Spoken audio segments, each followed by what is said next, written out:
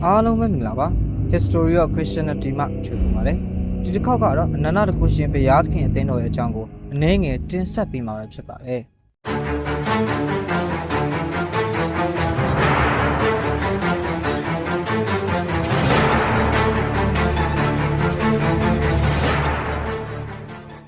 ်အရှိတိုင်းလက်စီလို့လူသိများတဲ့အနန္တတကုရှင်ဘုရားသခင်အသင်းတော်ဟာတရုတ်နိုင်ငံမှာပေါ်ပေါက်လာခဲ့တဲ့ထူးခြားတဲ့ဘာသာရေးအဖွဲ့အစည်းတစ်ခုဖြစ်ပါတယ်သူတို့ဟာခရစ်ယာန်ဘာသာကနေဆင်းသက်လာတယ်လို့ပြောပေမဲ့ခရစ်ယာန်ဂိုင်းကြီးတွေကတော့သူတို့ကိုအယူအမှားဂိုင်းအဖြစ်သတ်မှတ်ထားကြပါတယ်သူတို့ဟာဘလို့စတင်ပေါ်ပေါက်ခဲ့တယ်လဲဆိုရင်1992ခုနှစ်လောက်မှာတရုတ်နိုင်ငံဟန်နန်ပြည်နယ်ကကျောက်ဝေရှင်းဆိုသူကစတင်ခဲ့တယ်လို့ယူဆကြပါတယ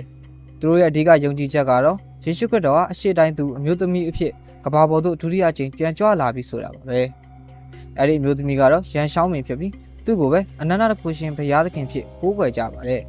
ရန်ရှောင်းပင်ရဲ့စကားတွေကိုနှုတ်ကပတ်တော်အဖြစ်မှတ်ယူပြီးမိုးကြိုးလက်စီလို့လည်းတင်စားခေါ်ဝေါ်ကြပါတယ်သူတို့ရဲ့ယုံကြည်ချက်တွေဟာရိုးရာခရစ်ယာန်ဘာသာနဲ့အများကြီးကွာခြားပါတယ်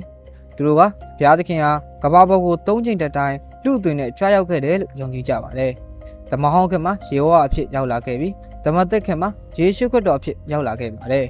ယခုလိုနှုတ်ကပတ်တော်ခေတ်မှာကြတော့အနန္တတကုရှင်ဘုရားသခင်အမျိုးသမီးတဦးအဖြစ်ကြွလာတယ်လို့ဆိုပါတယ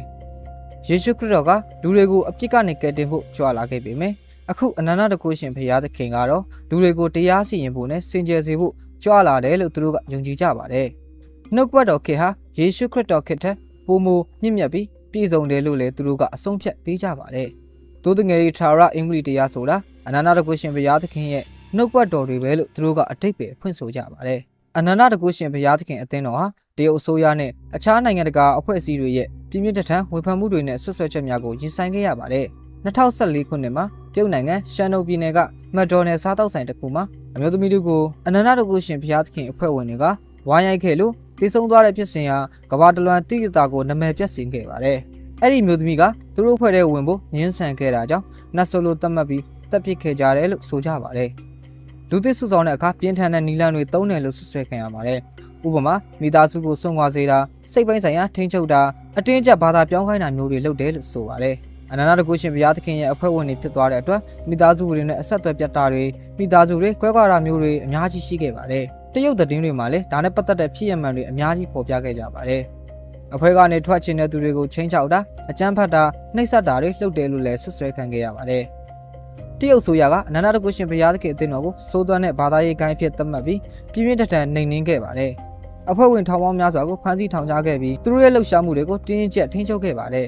ဒါကြောင့်သူတို့ရဲ့လှုပ်ရှားမှုတွေဟာလူ့ဝတ်စွာအွန်လိုင်းကနေအဓိကပြုလုပ်ကြပါတယ်တရုတ်နိုင်ငံရဲ့ဖိနှိပ်မှုတွေကြောင့်အနန္တတကုရှင်ဘုရားသခင်အသင်းတော်ဟာအင်တာနက်ကိုအဓိကထားပြီးဝါဒဖြန့်မှုနဲ့လူသစ်ဆွဆောင်မှုတွေပြုလုပ်ခဲ့ကြပါတယ်သူတို့မှာကိုယ်ပိုင် website တွေ YouTube channel တွေ Facebook page တွေရှိကြပြီးသူတို့ရဲ့ယုံကြည်မှုစာအုပ်တွေသချင်းတွေဗီဒီယိုတွေရုပ်ရှင်ကားတွေနဲ့တသက်ခံချက်တွေကိုဘာသာစကားအမျိုးမျိုးနဲ့ဖြန့်ဝေခဲ့ကြပါတယ်လူသစ်တွေကိုလည်းအွန်လိုင်းအဖွဲ့ကတဆင့်ဆွဲဆောင်စည်းရုံးနေကြတဲ့အထက်မှာမြန်မာနိုင်ငံရှိတာမန်ယုံကြည်သူခရစ်ယာန်များလည်းပါဝင်လာခဲ့ကြပါတယ်တရုတ်နိုင်ငံရဲ့ဖိနှိပ်မှုတွေကြောင့်အနန္တတကုရှင်ဘုရားသခင်ရဲ့အဖွဲ့ဝင်တော်တော်များဟာတောင်ကိုရီးယားဂျပန်အမေရိကန်ကနေဒါစတဲ့နိုင်ငံသားတွေမှာနိုင်ငံရေးခုလုံခွင့်ရဖို့တောင်းခဲ့ကြပါတယ်ဒါပေမဲ့သူတို့ရဲ့ခုလုံခွင့်တောင်းခံမှုတွေမှာလည်းတန်တရားတွေနဲ့အများကြီးရှိခဲ့ပါတယ်အနန္တတကုရှင်ဘုရားသခင်အသင်းတော်ဘက်ကတော့သူတို့ဟာတရုတ်ဆိုရရဲ့ဘာသာရေးဖိနှိပ်မှုကြောင့်မတရားဆွဆွဲခံရတာပါလို့ညှင်းဆိုခဲ့ပါတယ်သူတို့ဟာငြိမ်းချမ်းတဲ့ဘာသာရေးအဖွဲ့အစည်းဖြစ်ပြီးလူအခွင့်အရေးချိုးဖောက်မှုတွေမလုပ်ဘူးလို့ပြောပါတယ်သူတို့ဘောဆွဆွဲချက်တွေဟာတရုတ်ဆိုရရဲ့ဝါဒဖြတ်မှုတတ်ပဲလို့ခြေပခဲ့ပါတယ်တချို့လူအခွင့်အရေးအဖွဲ့တွေကလည်းတရုတ်ဆိုရရဲ့အနန္တတကုရှင်ဘုရားသခင်အသင်းတော်ပေါ်နှိမ်နင်းမှုဟာဘာသာရေးလွတ်လပ်ခွင့်ကိုချိုးဖောက်တာဖြစ်နိုင်တယ်လို့မှတ်ချက်ပြုခဲ့ကြပါတယ်ဒီအနန္တတကုရှင်ဘုရားသခင်အသင်းတော်ဟာရှုပ်ထွေးပြီးငြင်းခုန်စရာတွေအများကြီးရှိတဲ့ဘာသာရေးအဖွဲ့အစည်းတစ်ခုဖြစ်ပါတယ်သူတို့ရဲ့ထူးခြားတဲ့ယုံကြည်ချက်တွေဖြစ်ခဲ့တဲ့ပြဿနာတွေနဲ့အစိုးရရဲ့နှိမ်နင်းမှုတွေကြောင့်နိုင်ငံတကာမှာလူသိများလာခဲ့ပါတယ်အခုချိန်ထိလည်းသူတို့အဖွဲ့ဝင်တွေဟာအွန်လိုင်းကတဆင့်သူတို့ရဲ့ယုံကြည်မှုတွေကိုဝေမျှနေစေဖြစ်ပါတယ်အခုလိုခရိယန်တွေနဲ့ဆိုင်တဲ့ဗုဒ္ဓများကိုလေ့လာတဲ့အတွက်ကျေးဇူးတင်ပါတယ်ကြည့်ရှုလေ့လာတဲ့ရစရင်ကိုရသခင်ကောင်းကြီးပေးပါစေ